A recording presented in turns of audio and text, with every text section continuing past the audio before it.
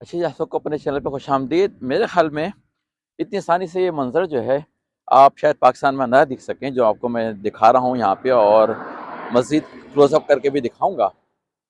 बारिश होने को है किसी भी लम्हे, और मैं चाहता हूँ कि उससे पहले पहले मेरी ये वीडियो जो है ये कंप्लीट हो जाए। सर्दी बहुत हो रही है, जैकेट पहने भी हूँ, लेकिन मैसेज भी आपको बहुत इंपॉर्टेंट देना था आज, इसलिए मैं आज निकल के आया हूँ यहाँ पे और आपसे बात करूँगा यहाँ पे आके।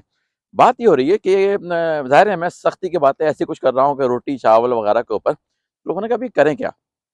तो भाई बात यह है कि चलें, मैं आपको थोड़ी सी आज़ादी देना चाहता हूँ आज की वीडियो के ज़रिए, कि आप रोटी को मैं बंद करवाने की चले कोशिश नहीं कर रहा आपसे, ठीक है।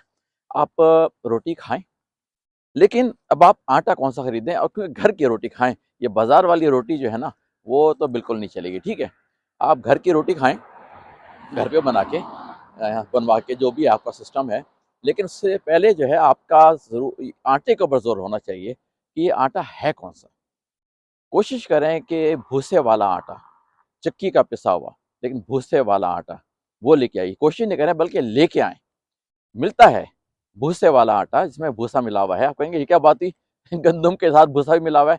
हाँ, गंदम के साथ जब भूसा मिल जाता है तो गंदम के नुकसानात कम हो जाते हैं।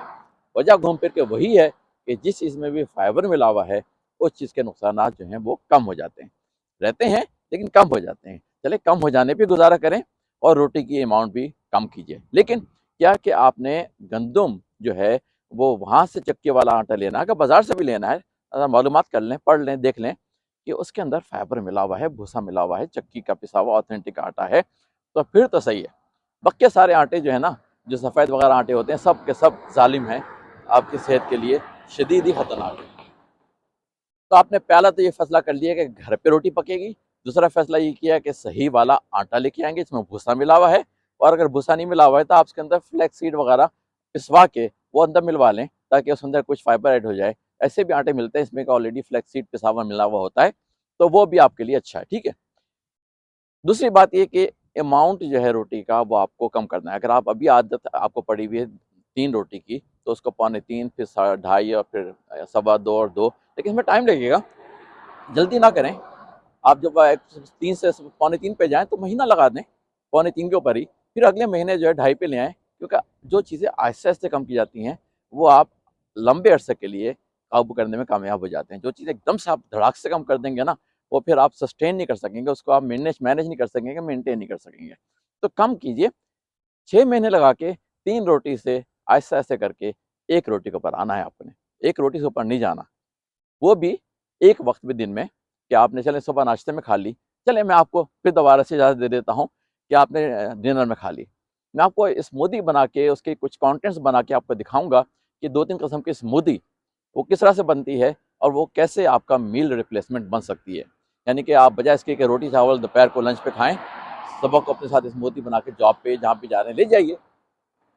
वहाँ पे आप स्मूदी पीजिए, लंच के पीछे मत जाइए, न्यूट्रिशन भी मिलेंगी इसके साथ अंदर-अंदर, फुल फ्रूट के साथ, कम, और कुछ और चीज़ें बताऊँगा आपको मैं अगली वीडियो में। लेकिन अभी ज़ोर ये है कि रोटी को कम करना है। चावल को तो आपने जिस हद तक भी मुमकिन हो एलिमिनेट कर देना है, रखना भी है तो बहुत ही छोटे अमाउंट के चावल, ये नहीं प्लेट भर के चावल, छोटे अमाउंट के चावल। उसका सब्जियाँ मिला लें चावल के साथ, बीन्स वगैरह मिला लें, छोले मिला लें, ये चावल को कम से कम रखें। ये सफ़ेद चावल जो है ना, ये रिफाइंड चावल है, ये पॉलिश्ड हुआ हुआ चावल है, इसके अंदर कुछ नहीं बचा है।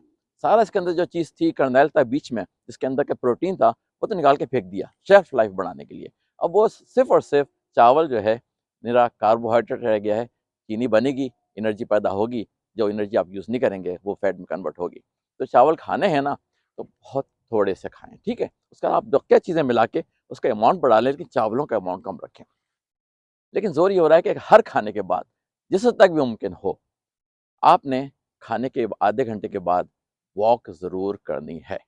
पहले करें, ज़रूर करें, इसमें मैं नहीं रुक रहा, लेकिन खाने के बाद, ख़ास तौर से डिनर के बाद। डिनर के बाद बैठ मत जाइए, सो मत जाइए। डिनर के बाद आपने वॉक करनी है। आधे घंटे के बाद करें, 15 मिनट के बाद करें, मसला कुछ नहीं है। खाने के फ़ौरन बाद करें डिनर के, कोई मसला नहीं है। लेकिन कम से कम आधा घंटा से लेके 45 मिनट की वॉक, और अच्छी थोड़ी-सी स्पीड के साथ आपने वॉक करनी है। ये नहीं कि स्लो टुकर-टुकर चल रहे हैं, ठीक है, वो भी चल लें, लेकिन कम से कम कोशिश करें थोड़ी-सी अच्छी स्पीड के साथ आप वॉक करें। कि आपका तकरीबन डिनर के बाद आपके 5000 स्टेप्स कंप्लीट हो जाने चाहिए एक वॉक। याद रखिए, आपने अब जो आपके पास जो भी फ़ोन है, स्मार्टफ़ोन है, उस पे ऐप मिलती हैं, सब जगह पे फ्री होती हैं, डाउनलोड करें और उसको ज़रा आप देखें कि आपने डिनर के बाद, खाने के बाद कम से कम 5-6 स्टेप्स की वॉक करने के बाद फिर आप आके सो को जाइए, लेट जाइए, बातें कीजिए फैमिली के साथ, जो कुछ भी कीजिए। लेट नाइट डिनर नहीं करना। ये जो 10 बजे के बाद वाला, 9 बजे के बाद वाला डिनर है, खतरनाक है। और 11 बजे वाला तो बहुत ही खतरनाक है। 12 बजे के बाद तो समझ लें कि आपके साथ तबाही तबाही है। तो डिनर जो है नॉर्मल कोशिश करें 7:30-8 बजे तक कर लेने की। उसके बाद आधा पौन घंटे के बाद वॉक करें। 9:30 बजे तक आप आ जाइए, 9 बजे तक घर वॉक कर आके घर पे वापस और बिस्तर पे 10 बजे तक पहुँच जाइए। क्योंकि सही वक्त पे सोना और सुबह को सही वक्त पे उठना आपकी सेहत के लिए बहुत इंपॉर्टेंट है। तो आज के मैसेज में क्या बात होगी कि रोटी बेशक खाएं आप, कम करें, कम से कम करते करते एक रोटी भी लेके आएँ, घर पे पकवाएं, बाजार की नहीं लें, बिल्कुल भी कतई नहीं लें। उसके अंदर कुछ नहीं है, कोई न्यूट्रिशन वैल्यू नहीं है। लाल आटा भी बस लाल आटा ही है कहने के लिए, उसमें भी रंग मिलाए हुए होते हैं, लेकिन उसमें लाल आटे में कुछ चीज़ नहीं होती। चलिए जी, मैं आपको थोड़ा सा दिखाता हूँ ज़रा करीब से लेके, ये जो अंगूरों की बेलें हैं जिससे वाइन बनाते हैं यहाँ पे ये लोग, वो किस तरह से इस वक्त ऑर्गेनाइज हुई हुई हैं। इस वक्त फरवरी का महीना है, मिडिल मार्च से इसमें बड़ी अच्छी अच्छी कोंपलें निकलनी शुरू होंगी। अप्रैल में इसके अंदर अंगूरों की शुरुआत हो जाएंगी। मई में और अंगूर बनेंगे, जून जुलाई में जाके वो पकने शुरू होंगे। मैं यहाँ पे हूँ नहीं इस सीज़न में, आपको मैं दिखाता ज़रूर, लेकिन इस वक्त जो है फरवरी, मिडिल फरवरी में किस तरह से ऑर्गेनाइज किया हुआ है। चलें थोड़ा सा मंजर दिखा के अपनी वीडियो खत्म करता हूँ। ये मंजर तो देखिए, क्या मंजर है जनाब। ये भी देखिए आप कि किस कदर ऑर्गेनाइज्ड अंदाज में पीछे इतना खूबसूरत मंजर है। बादल हैं शदीद, किसी वक्त भी बारिश होने वाली है। खैर उम्मीद है कि मेरी वीडियो खत्म हो जाएगी, उसके बाद ही होगी। घर बने हुए हैं पहाड़ी के ऊपर, खूबसूरत खूबसूरत घर बने हुए हैं। लेकिन ये जो है अंगूरों की बेलें लगी हुई हैं, इनकी ट्रिमिंग हो चुकी है। ये सीज़न जो है ना इस वक्त, इससे पहले पहले जब ये अंगूर कर लेते हैं, ड्रॉप कर लेते हैं, उसके बाद कुछ अर्से के बाद इनकी ट्रिमिंग कर देते हैं। किस तरह से इनकी ट्रिमिंग हुई हुई है, पूरा सिस्टम बना हुआ, ऊपर तार लगे हुए हैं सारे के सारे, ये क्योंकि इन पे बेलें चढ़नी है अल्टीमेटली। मैंने जैसे कहा कि मार्च के मिडिल से इसके अंदर कोपले निकलनी शुरू हो जाएंगी और अप्रैल में जाके बढ़ जाएंगी और उसके तारों के ऊपर आके लिपट जाएंगी। मई में अंगूर आने शुरू हो जाएंगे और फिर जून वगैरह, जून जुलाई अगस्त में पकेंगे। उसके बाद इनको निकाल लिया जाएगा अंगूरों को और इनकी जो भी कसम है उस लिहाज से उनको भेज दिया जाएगा। है तो वाइन बनाने की चीज़, लेकिन ये है कि किस कदर ऑर्गेनाइज अंदाज में ये पूरा का पूरा इलाका बना हुआ है, दूर तक बना हुआ है। मैं अगर आपको ऊपर करके थोड़ा सा दिखाऊं कैमरा, तो आपको अंदाज़ा होगा कि ये बेलें जो हैं अंगूरों की फैली हुई हैं, पता नहीं acres and acres and acres के लिहाज से। कभी मौका मिला तो यहाँ पे ड्रोन उड़ा के मैं आपको पूरा ऊपर का मंजर दिखाऊंगा।